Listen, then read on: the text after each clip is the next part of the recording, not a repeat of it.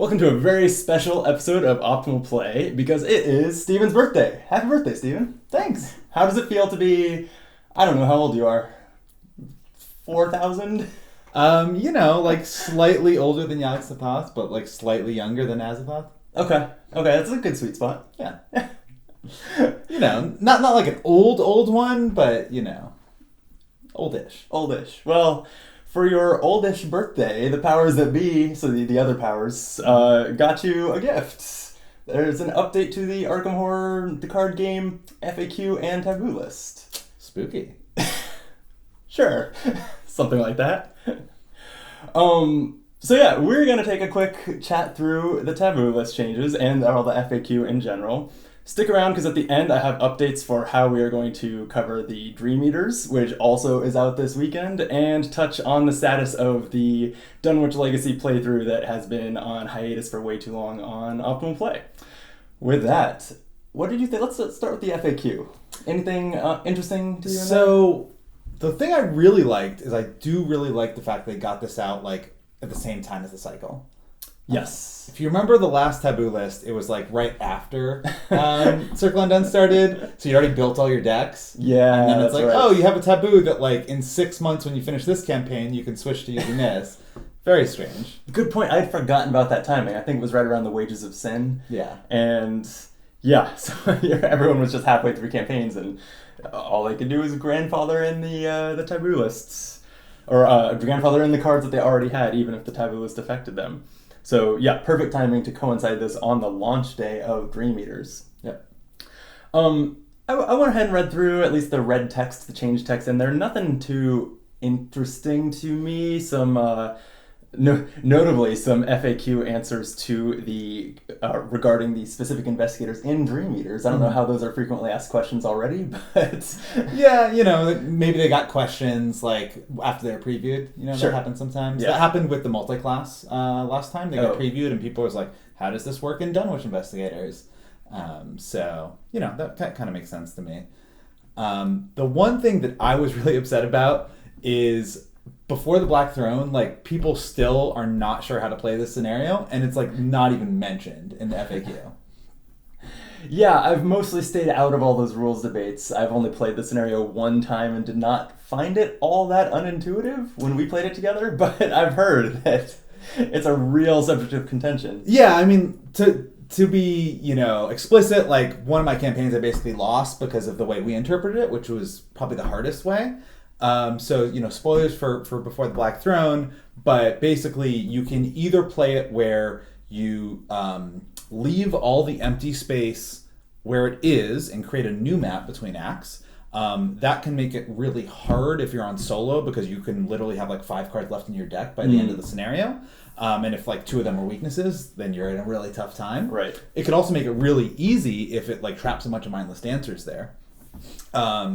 You can play the way we did, which is that you just kind of reuse the cards as much as possible, leaving all the mindless dancers on empty space. That made it incredibly hard for us because every time we moved to Axe, we generally like moved right up to a mindless dancer and then immediately got hit.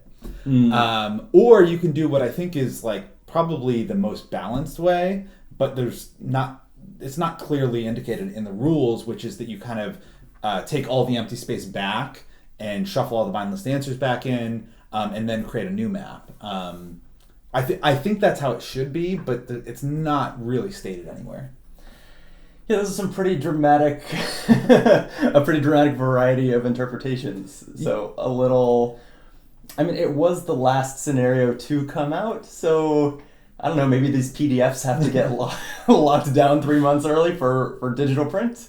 Yeah, the fact that it's the last one though is what makes it so frustrating because like it means that you're losing or winning the campaign based on it. Yeah. Like if it's just like scenario 7, like we lost scenario 7 in one of my playthroughs. It wasn't a big deal. Like you just go into scenario 8. So a little frustrating. Well, hopefully Matt can sound off on that in some other medium because I think these FAQ updates tend to be every 6 months or so. So knowing that we still don't have that is going to be a little bit of a wait. Yeah, even just like an unofficial answer that we could throw on ArkhamDB, or that would be enough, I think. All right, Matt, write us. Okay, and then moving on, we got just a few relatively small but interesting new additions to the Taboo list, which, if you are unfamiliar, there's an aspect now of the FAQ document called the List of Taboos, which does a few things. It does kind of an optional errata of some cards that just want to change the wordings. Those are called mutations. And then it also, and this is all, I mean, it's a cooperative game, as with, as with anything, it's optional, but it is presented as, if you want to play with this rebalanced version of the game, it modifies the experience costs of some of the cards. There were about half a dozen cards, I think, that were on the list in the first iteration about 6 months ago, and 3 new ones got added today, along with I was trying to remember, on the website they take down the old FAQ, what were these modified XP value cards called? They're now chained or unchained, and that's not what they used to be called. Yeah. Was it just chained, or was it something different? I wanted to say restricted or something. Maybe. It wasn't chained. Yeah. Either. I think that's all new. I think they're trying to get you to play Keyforge. Right. Yeah. Actually, I had that thought. It did kind of give me that itch. Yeah, maybe this weekend. All right. Notably, and we'll get to the card, but to me, the list of taboos has always implied that it was only going to make things harder to play or make cards worse because those cards are taboo. They were because they were kind of in an unspoken way too strong. This one has the first buff to a card, actually a reduction of its experience cost. So we'll look at it when we get there. But that, I think, is the main reason for the retitling. The chained and unchained is that opens up that possibility to actually buff cards through this, which I did not expect to see. Yeah, that was a real surprise to me. So diving in, there are just 3 cards. The first one is Double or Nothing. It was a level 0 rogue skill with a wild icon. It's a fortune, and it says max 1's committed per skill test. Double the difficulty of this skill test. If the skill test is successful, resolve the effects of the successful test twice. And how much XP did this get get chained by? 3 XP. So I think it's the first skill test, and that is not joking around. True, it is the first and I think only skill card on that list. Interesting. So this has always lended itself to a play style that is not usually the way I play, which is like very combo oriented. Yeah. Right? You're trying to set up some huge test that is just going to discover 12 clues or defeat the 20 hit point boss in one hit or something with this. So that's never really been the way that I played. Have you been exposed to the degenerate uses that I kind of assume are why this is here on this list? I remember I once built like a Wendy deck designed to kill the boss of Night of the Zealot in like one hit, or something like that, where it was like backstab, double or nothing, maybe throw in, some other skill cards or something. That was probably the closest thing to like a degenerate use. I've definitely used it in a recent 3-player campaign that I'm doing, where we just kind of doubled like a Storm of Spirits to do 4 damage, or we doubled deduction to get 4 clues. And that, I think, is... I look at this and I think like ace in the hole. Like, even though it's more experience, I assume that this is to like kind of shut down some really, or to make it harder to do some really degenerate things. But maybe it was just considered overpowered for those uses. Well, I think if you build around it in 3 or 4 player, it probably is pretty strong. So even though there's only 1 double or nothing committed per test, you could say everyone commits a deduction, and then you get an insane number of clues, or everyone commits a vicious blow. Right, because it's doubling the successful effects, even if it's not your test. Yeah. Whoever took it, you can throw in this double or nothing. Interesting. Okay. All right. It's probably going to continue to be a card that isn't really for me all that much. Yeah, I haven't played it a ton. I think it's a little more reasonable on like 1 and 2 player. And you do really have to build around it. Yeah. I kind of think, because this really nerfs the smaller uses. Like, you're not going to spend 3 XP just to double a single vicious blow or something. Sure. And it actually, man, so not only is this the only skill on the list, but is this one of the highest experience cost skills now? Like, there are a few. Like, there's the Mystic one. Seal of the Elder Sign. Thank you. Seal of the Elder Sign is level 5. But it's pretty few and far between that you're spending 3 XP or more on a skill card. Yeah.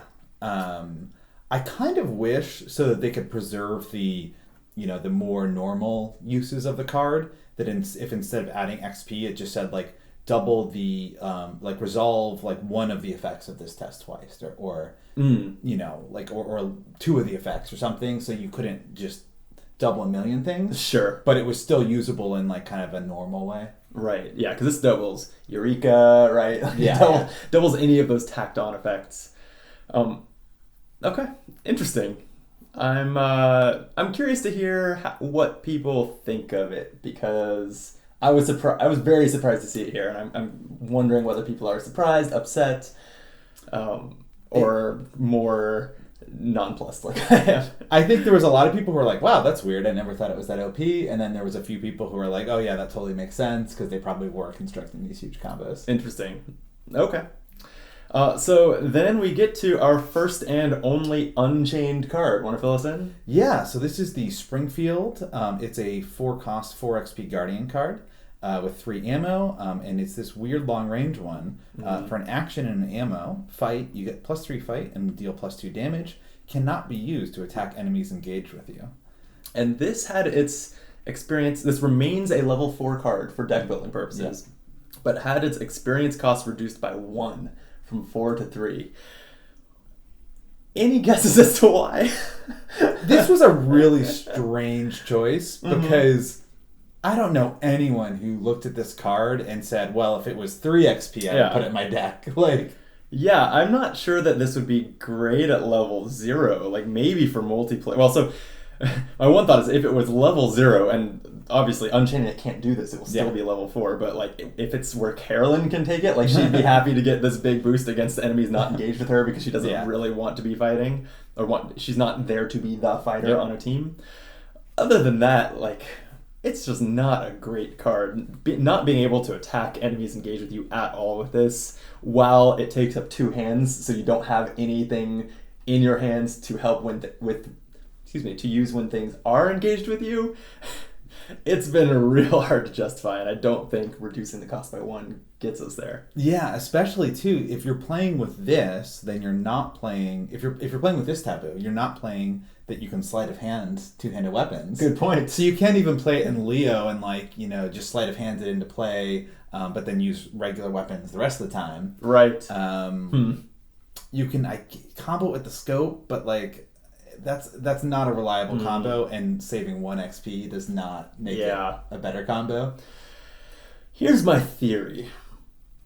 This was like the pilot test for buffing cards. Yeah. To see what people think of them, whether anything... So buffing cards is dangerous, and the reason that it's not just Arkham, but the reason Hearthstone...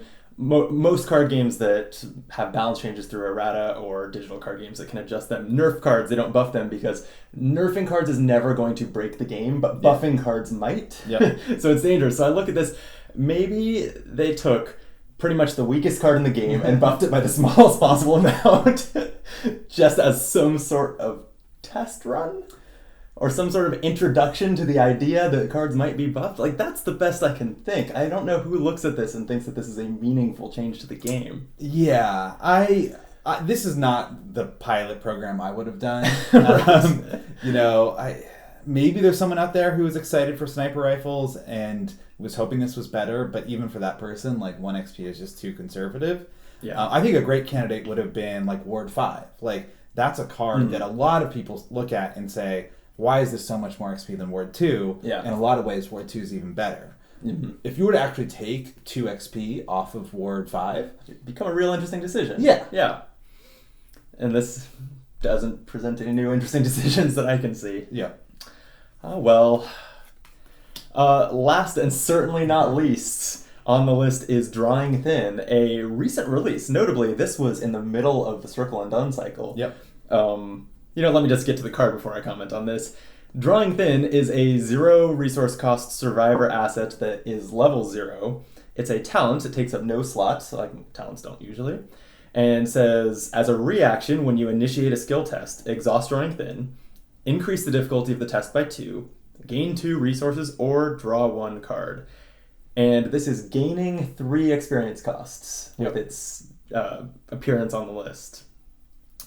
And the thing I was starting to say is, notably, this is a Circle Undone card, and nothing from the entire Forgotten Age circle made it onto this list. I had kind of thought, since it was the list originally only touched Carcosa and earlier, that, we're going to just give these cards time to breathe before we modify them, and then kind of, play with them once there are new toys anyway. And this one made it to this list real fast. Yep. What do you think? I think it makes sense. When I first tried this card, I was like, maybe the hype's a little overblown. But I think the longer you play with it, the more you discover like really strong interactions. I think the two most famous ones are probably the most famous one is the interaction with track shoes, where you can just take tests and if you fail the track shoes test, there's no downside. You just don't get the upside. Right.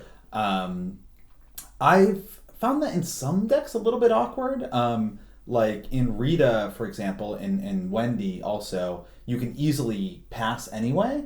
And so you get in the situation of like, what if I'm moving to a place where I actually really want to stay and I want to drawing thin and track shoes, but if I accidentally pass anyway, then I have to move out of the location. But even then, it's still definitely a strong interaction. And then the other one that I find the most broken is with Will to Survive. So if you play Will to Survive and you're 2 over a test, you can just drawing thin for free. And then if you have second drawing thin out, you drawing thin your next test. Then you play Resourceful, you get Will to Survive back, and you are set up to do it again next turn. Right. And all of this, so I agree with everything you're saying, and this card was obviously level 0. We covered that. 0 resource cost also. So it immediately starts providing economic benefit with no upfront investment. Like, Milan made it onto the Taboo list before this. Well, for obvious reasons, it came out way sooner. But Milan provided a huge economic benefit, but at least had that upfront resource cost for resources. So at least for a turn or two, you have to go into a deficit before you start getting really rich to them. This has no such thing. It's the cost of playing a card, and that's it.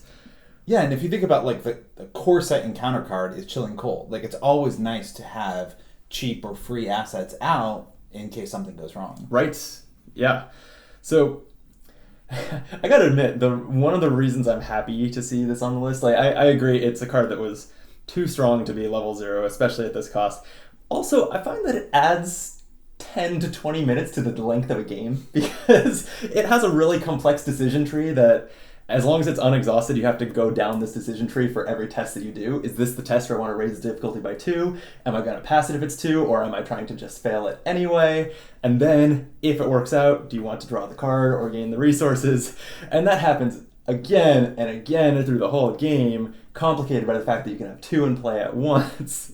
And I'm actually pretty thrilled to have this not a part of every game anymore, unless you're actually invested in it and have built a deck meant a little bit more to utilize it in specific ways, or at least it's not there for the whole campaign. Yeah, absolutely. If you're on a time limit, you should ban Preston with drawing thin, because 4 actions a turn, plus you got to decide when you use your 2 drawing thins and when you use your streetwise and when you use your inheritance. Like, yeah, it's a mess. So it's a high skill cap, which is cool. Yeah, no, it's really fun to do once, and that's part of the point of the Taboo list, is that you play these broken combos like Preston and drawing thin or Rex and Milan once, and then you're like, okay, I'm good. Right. Okay, any final thoughts on the list? Anything we talked... I mean, it feels like just yesterday that we did our original Taboo lists discussion. And we talked at the time about things that we were surprised weren't on the list. So without rehashing too much, like go back, pause this, rewatch our video last time, pretend that I inserted my whole rant about permanent cards being overpowered in general, and be surprised that there aren't more of them on this list. That is still true. Anything else surprising that it's not here, or anything else as far as final thoughts? No, I don't think... I think drawing thin was the only one where people were like, oh, this is starting to kind of cramp my space, where I feel like every deck that, could take it, I have to put it in. So that was kind of the Milan or higher ed, I think, of the post-first Taboo game. So, yeah, I think it's fine. There's... Obviously, you can argue that, like, if you wanted to add more cards, you could add a Charisma. There's a couple other cards you could add. But I don't think it's a disaster that they're not on the list. You're right. That's a good comparison. Drawing thin, I think, is in the same same universe as Milan, as Machete, as Elusive, as like you have to have a really good reason not to put those things in your deck if it can run it. And yeah, Crying Thin was there too, which makes it a perfect candidate for a pretty similarly sized increase to its cost. And yeah, mission accomplished, I hope. Yeah. All right. Thank you for watching this discussion. There's a lot more of them to come because as we're here, this is also the weekend that Dream Eaters launched, the new deluxe box that kicks off the new campaign, or campaigns in this particular case. So last time when The Circle Undone came out, we did a marathon. It was nearly 2 hours long discussion video reviewing all the cards. I think if anything, as we've done more of these, we've become more long-winded. So we don't want to put ourselves through that. Instead, what we're going to do is break up the review or our first impressions of the Dream Eaters cards into 6 videos. One for each class and one for neutral and basic weaknesses. I assume there's some in the box. And we're going to put them out, God willing, on back-to-back-to-back, etc. days. So after you see this, I'm aiming for Sunday the 29th, your birthday. For this video to go up Monday, Tuesday, Wednesday, Thursday, Friday, and Saturday. Expect Dream Eaters first impressions videos. I may even try to figure out that premiere function on YouTube so they can come out at the same time every day. And if you want to be there in the chat room commenting on our comments, we welcome you, and I will try to show up as well. So keep an eye out for that. Subscribe to Optimal Play if you haven't, and there's a little bell you can hit on YouTube to notify yourself now when new things are coming up. So turn that on. And right, our Dunwich Legacy Optimal Play playthrough, which is our the bulk of what Optimal Play does is edited, curated playthroughs of Arkham and other games. We were halfway through the Dunwich Legacy campaign when one of our players, Scott, went and had a child, and we were on hiatus for a little while. I am happy to say that we are back. We have filmed a lot more of the campaign, and Curse of the Ruger will be dropping also on the day of our last Dream Eaters video. So that should be next Saturday if you're watching this, around the time that it's coming out. So that we went down the Curse of the Ruger side quest. Did you sacrifice the child to Ruger? Was that how you're able to resume the campaign? No comment on that. You'll have to check out the video. See how that plays out. With that, thank you, Stephen. We are going to get moving on to thoughts on Dream Eaters, and we'll see you tomorrow. Thanks for watching. Till then, be optimal. Cheers. Happy birthday. Cheers.